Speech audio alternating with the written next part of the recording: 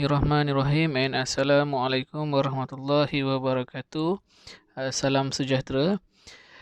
This is my presentation for subject STBP 6662, topik dan inovasi terkini dalam sains tumbuhan. My topic will be on genome editing, the application of CRISPR-Cas9 technology for rice crop improvement. Actually, CRISPR-Cas9 is a new method of system in gene editing technology. Today, genome editing became a very important method for the study of genomics and application in the world of biotechnology. There are few tools like Talent and ZFN that already implemented in functional genomic field until now. In recent times, CRISPR-Cas9 has been an option for scientists to perform gene knockout, as it is said to be more effective. To date, CRISPR-Cas9 have been widely used by researchers and scientists because this system able to achieve research objective because it is so easy to use. Over the time, many genes associated with rice cultivation have been modified using CRISPR's Cas9 system. What is interesting is that studies on functional genomics at large scale have been made easy with this method.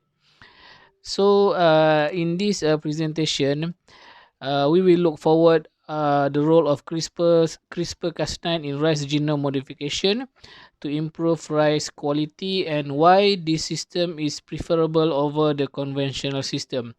And we will also discuss the application, opportunities, and the challenges of CRISPR in relation to the mechanism of rice cultivation under abiotic stress, yield and quality, nutritional improvement, and future planning for rice cultivation using CRISPR. Just a little bit background for rice. Rice is a staple crop to 3.5 billion people around the world. Nutritional quality, phytochemicals, and macronutrients influence the quality of rice consumption. Monitoring and research to maintain good quality requires a great deal of time and labor, especially at the breeding stage, since it involves a lot of standard and protocols to be followed. So, we need a full understanding, especially in the field of molecular breeding, is the main objective in order to maintain the rice quality. And currently, a major focus is on gene mapping and quantitative trait loci, as they provide a high economic value to consumers and manufacturers. And currently, conventional breeding methods such as ethyl, methane, sulfonate, and X-rays have some limitations. Therefore, advanced breeding methods such as CRISPR-Cas9 have become a popular choice for scientists as studies on rice quality improvement have resulted more efficient and accurate result. Over the decades, scientists already discovered a lot of methods to exploit the bacterial immune system by modifying in other organisms. So, with CRISPR technology, genes editing can be done cheaply and quickly. For example, in CRISPR-Cas9 needs a short time to produce new rice varieties that have abiotic stress-tolerant characteristics compared to conventional system. Actually, at the early stage, a lot of people, including scientists, were confused about how CRISPR-Cas9 work, how the Cas9 enzyme can easily match the RNA of the virus. Two scientists, Jennifer Doudna and Emmanuel Charpentier, finally discovered how to manipulate the Cas9 protein by providing artificial RNA. When this happens, the enzyme will start looking for any gene that has the same code and start gene deletion. So, this slide show the general overview for production of abiotic stress tolerant in rice in a CRISPR-Cas9 system. It involves the editing process, transcripting, and general screening. Okay, this is actually a basic flow chart of the CRISPR-Cas9 genome editing system. I will explain in a simple way according to the numbers in this chart. Okay, The engineered CRISPR-Cas9 system consists of two components, one A, the Cas9 endonuclease, and one B, a single guide RNA. The sgRNA actually contains a spacer sequence followed by 79 of artificially fused tRNA, cRNA, and cRNA sequence. And number two, the spacer sequence is typically 20 in length and specifically binds to the target DNA sequence containing 5 ngg and 3 PAM motif at the 3N, which is highly specific for the gene of interest. And then the fused trans-activating CRNA and cRNA sequence forms a stem loop RNA structure that binds to the Cas9 enzyme. TRA-CRNA hybridized and joined Cas9. After that, assembly of sgRNA attached with the target sequence and the Cas9 vector construct. And number five, transformation of the vector construct into rice via different transformation technique. The 5A, screening and selection of rice mutant plant base and phenotypic changes. 5B, restriction enzyme site loss generating a CRISPR-Cas9 mutagenized plant rice. And then a 5C, surveyor assay. Cell 1 and T7 are DNA endonuclease utilized in surveyor assay. 5D, next generation sequencing. And finally, number 6, future analysis to obtain tDNA free plants and further experiments to prove phenotypic changes caused by the knockout of the gene still under investigation. Reason of why CRISPR-Cas9 is better than conventional method is this system provide a lot of section that can be improved in rice industries in terms of genome editing, such as improvement in yield and quality, nutrition, biotic and abiotic stress. CRISPR-Cas9 pathway in rice cultivation have been successfully developed by several group of researchers and scientists using Streptococcus pyogenes, and after that genome editing in humans and mice were generated. Meanwhile, in 2013, Z and Yang already applied the CRISPR-Cas9 system for modifying OSMPK5 at 3 focus points to improve disease resistance in paddy. Moreover, the mutation rate at this focal point increased from 3% to 8% of the rice plant protoplast pathway. CPF1 has been found to be able to mutate the rice genome. In 2017, Zhu et al. Have found a precursor RNA with full-length direct repeat sequence that has a higher modification of mature cRNA in rice. This result was supported by Hu et al., who used Acidominococcus species where CPF1 codon matched with cRNA at the loci genome of rice field. And their study also showed that CPF1 is highly effective in genome modification. In vitro evidence shows that deletion of fragment cutting is a common mutation for CPF1 rice pathway using CRISPR-Cas9. The diversity of components in the rice genome enables the rice itself and rice industry to grow with the production of high-yielding varieties and improved grain quality. Currently, CRISPR-Cas9 are widely used by adopt genome editing technology. It is because of its efficiency, simplicity, and versatility. Another reason of CRISPR-Cas9 became famous is the applications. Xanthomonas oryzae is a bacteria that causes bacteria blight disease in rice plants. This disease causes a great loss in the world. Therefore, a study to improve the durability of rice crops to Xanthomonas is an effective and economic approach. The pathogenic nature of Xanthomonas depends on the class and virulence factor, TL factors. These effects are similar to those plants that have transcriptional activator. OS8N3 gene expression was induced by the Xanthomonas strain carrying namely as PTHX01 that encodes the TAL effector PTHX01. Recently, CRISPR-Cas9 have been used in gene knockout for OS8 and 3 in the embryo sac for the reduction of sucrose concentration and affected the process of grain fillings. So it shows that OS8 and 3 play an important role in sucrose transports on the early stage of grain filling in rice plants. The quality of rice grain is determined and influenced by the physical conditions and the physiological content.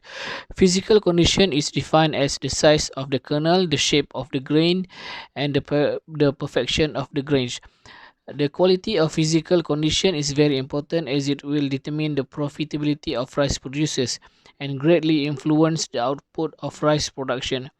Physiochemical properties were determined based on gel consistency, amylase content, and gelatin temperature. In the rice industry, the quality of rice is determined by the physiochemical. There are many genes involved for improvement of rice quality, and they have been identified. These genes have the potential to be used in CRISPR-Cas9 systems. Recently, the GS3 gene functioning for cereal length and the GN1A for cereal was successfully modified on four varieties of rice. In this study, the T1 transgenic lines show a longer grain size and the number of cereals increased by 1,000 grains compared to wild type rice cultivar.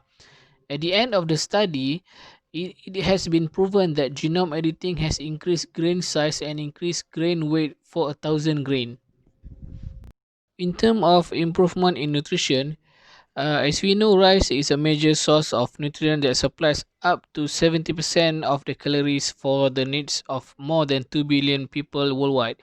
High amylase content and resistant starch are important as they reduce the risk of serious disease such as diabetes, hypertension, and colon cancers.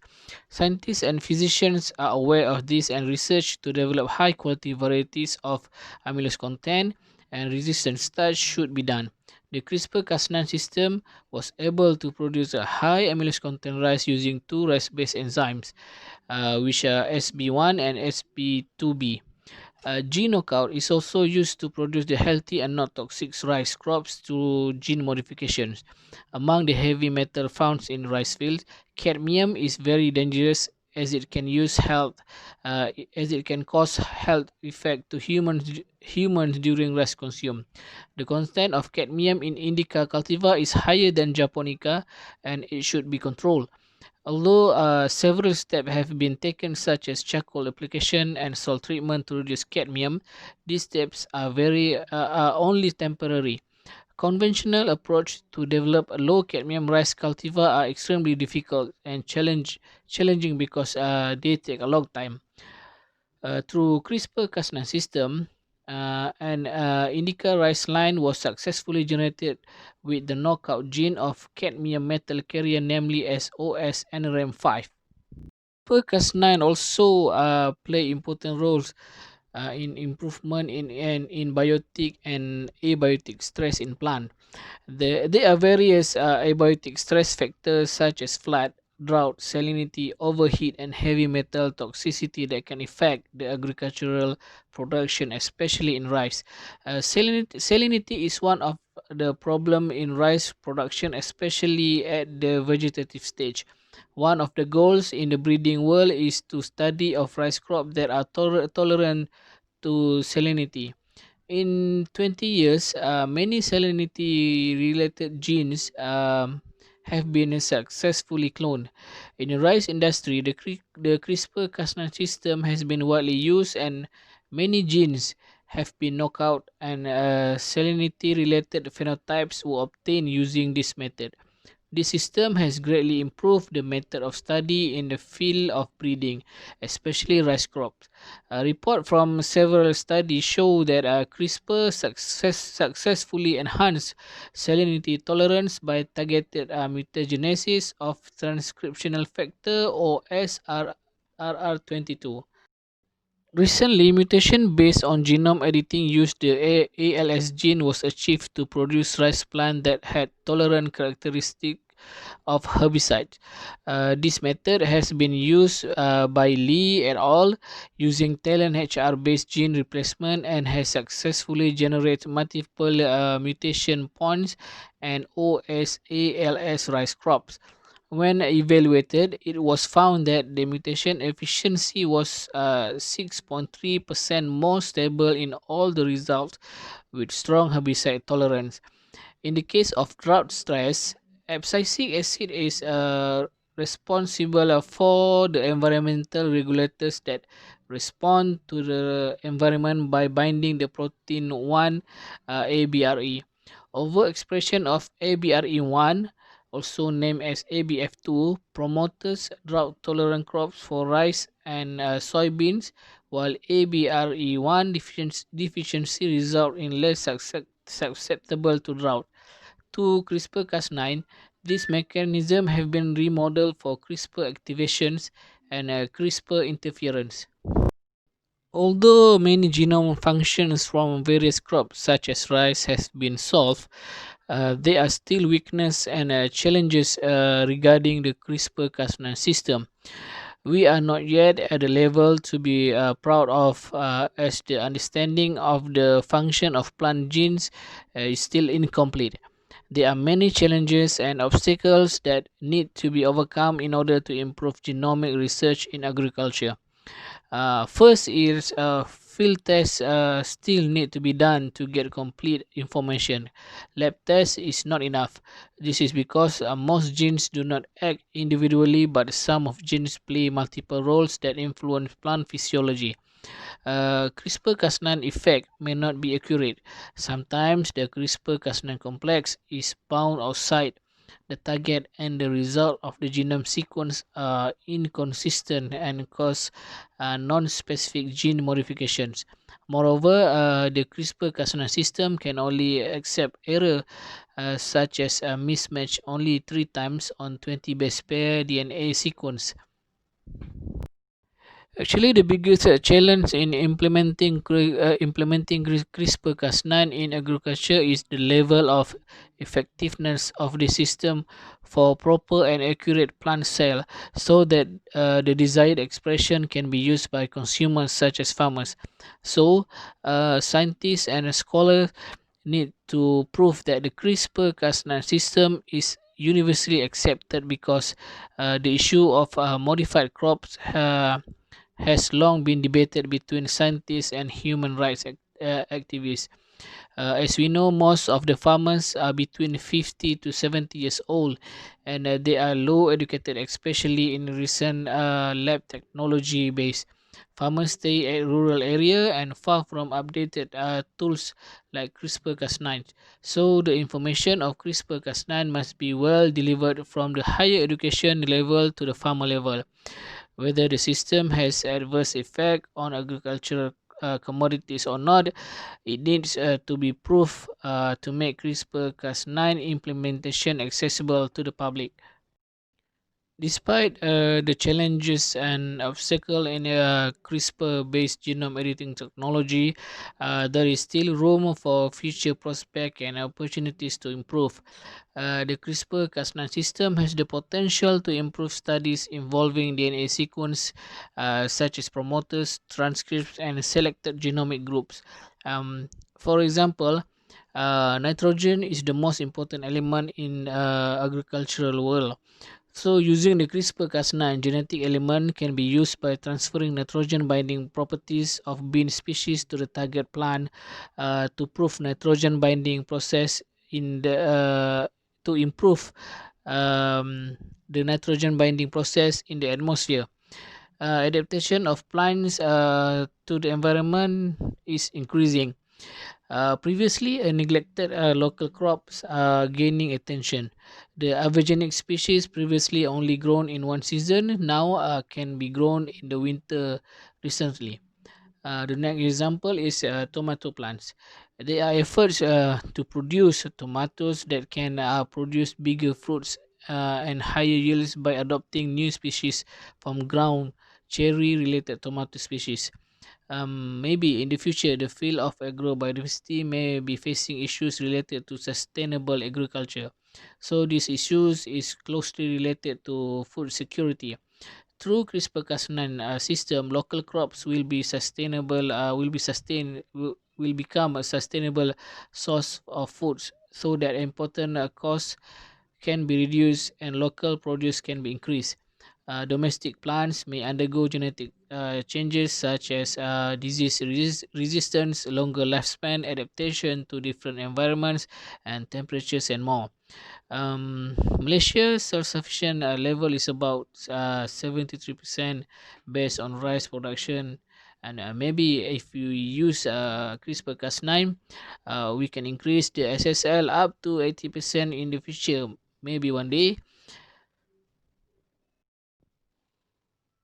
So, as the conclusion, for me, CRISPR-Cas9 really works as one of the most effective methods for improving the breeding world because it is capable of generating genes mutation at the desired target.